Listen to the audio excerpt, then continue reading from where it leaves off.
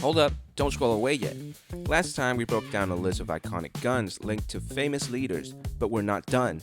Today we're back with part 2, diving into some of history's most notorious leaders.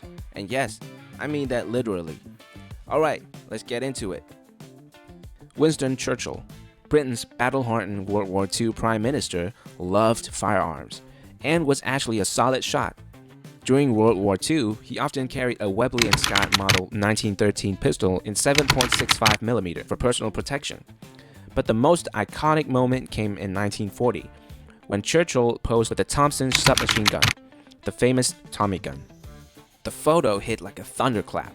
Brits saw the pure "we're fighting to the end" energy, while Nazi propaganda jumped onto it to paint Churchill as a bloodthirsty gangster. Goebbels even printed leaflets using Churchill's gun photo, with bold "wanted" headlines to smear him. Churchill didn't care. He even corrected people, insisting his pistol grips were ivory, not mother of pearl, when someone described them wrong. Adolf Hitler, the Nazi dictator, preferred small caliber pistols. His constant companion was a 7.65mm Walther PPK, and that's the gun tied to his death in the bunker in 1945. Earlier, Hitler also owned something far more showy. In 1939, for his 50th birthday, Walter reportedly gifted him a gold-plated Walther PP, intricately engraved with AH monogram in ivory grips. Hitler kept that prize pistol in his office in Munich. Near the end of the war, a U.S. soldier, Sergeant Ira Palm, reportedly found the gold PP in Hitler's abandoned office. After that, the pistol's trail turned messy. It was stolen at one point, resurfaced in the United States, and passed through multiple collectors. In 1987, it reportedly sold at auction for $114,000. Today, the gold Walther's exact whereabouts are unknown, making it a lingering historical mystery. Heinrich Himmler. Hitler's SS chief wasn't known as a standout shooter, but his name is tied to chilling reward guns. Himmler reportedly pushed a system where snipers who reached 100 confirmed kills could be awarded a special Sauer 38H pistol, engraved with Himmler's signature. The incentive scaled up in a grim leader. 50 kills earned leaves and a high-end watch, 100 kills earned the engraved pistol, and 150 kills supposedly meant a hunting trip with Himmler. These Himmler presentation pistols are extremely rare, made in a one-time batch with serials clustered around 475396 to 475409. Himmler himself often carried a small Walther PPK, and he was left-handed. He was even photographed practicing one-handed left-handed shooting with a Luger P08. In the end, he never used a gun in his final moment. When captured in 1945, he committed suicide by biting down on a poison capsule. General George S. Patton. America's most fiery World War II general loved showing off his sidearms. He famously wore 2 revolvers on his hips, marked by bright white ivory grips, and he hated when people mistakenly called them mother of pearl. One was a Colt Single Action Army 45, the classic 1873 Peacemaker. The other was an early Smith Wesson 357 Magnum. Patton treated the Colt 45 as his everyday carry. The 357 Magnum was his battlefield killer, meaning if he truly had to shoot, he'd draw the Magnum for extra punch. Those 2 guns became so tied to his image that they show up in statues and in films about him. General Douglas MacArthur, the legendary Pacific commander behind "I shall return." I shall return. Tonight, I repeat those words. I shall return. Carried a surprisingly modest pistol. Throughout World War II, MacArthur kept a Colt M1903 Pocket Hammerless in .32 close at hand. Designed by John Browning, it was a compact semi-auto. MacArthur received it as a gift when he served as superintendent of West Point, and he carried it through the 1942 defense of the Philippines.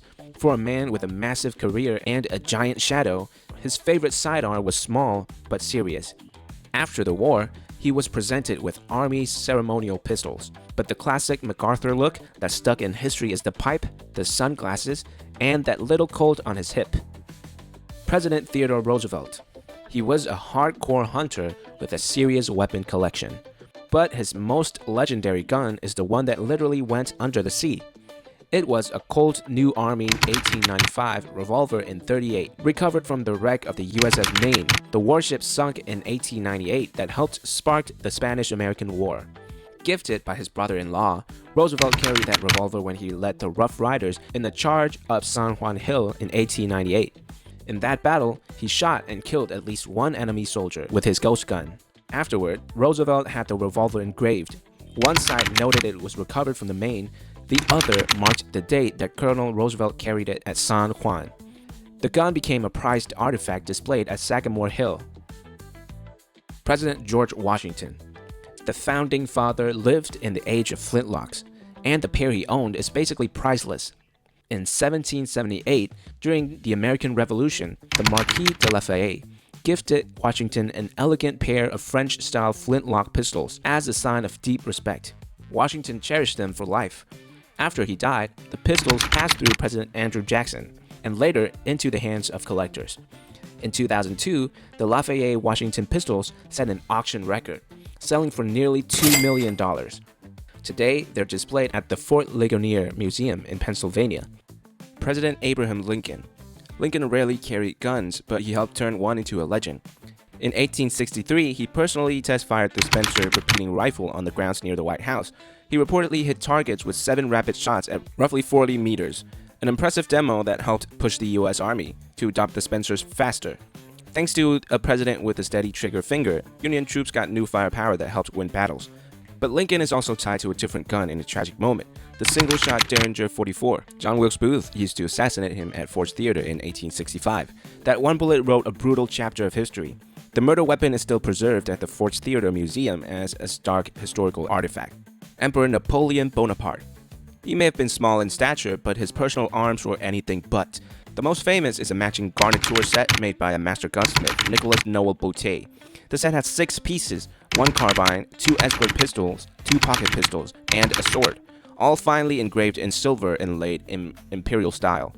The set was presented to Napoleon in 1797 to honor his early victories. More than 200 years later, Napoleon's Boutet gun and sword set was sold at auction in 2016 for $2.8 million, setting a world record. Napoleon also used luxury firearms as diplomacy. In 1800, he gifted a pair of Boutet pistols to British Captain Marshall as a goodwill gesture. That pair was auctioned in 2024 for over 100,000 euros. For Napoleon, guns weren't just weapons, they were art, status, and high-end political gifts. President Ulysses S. Grant. This Civil War general and U.S. president recently set a record that's basically unbeatable in the antique gun world.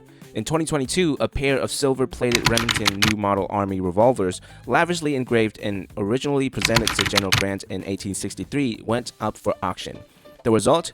$5.17 million, making them the most expensive firearms were ever sold at an auction. Why is it so valuable? First, the provenance. They belong to Grant, a central figure in preserving the Union and ending slavery. Second, the rarity and craftsmanship. The revolvers were especially made by Remington and engraved by the legendary artist Lois Nimsky, known for ornate, flowing scrollwork. Grant's family kept the pair for more than 150 years before they reappeared. Today, collectors treat them like national treasures in the firearms world. And that's our trip across the time and place, uncovering 20 stories behind historic guns tied to legendary figures. Some stories are triumphant, some are heartbreaking, and some hit you with a weird, unexpected laugh. If you enjoyed digging into stories like these, drop a comment below.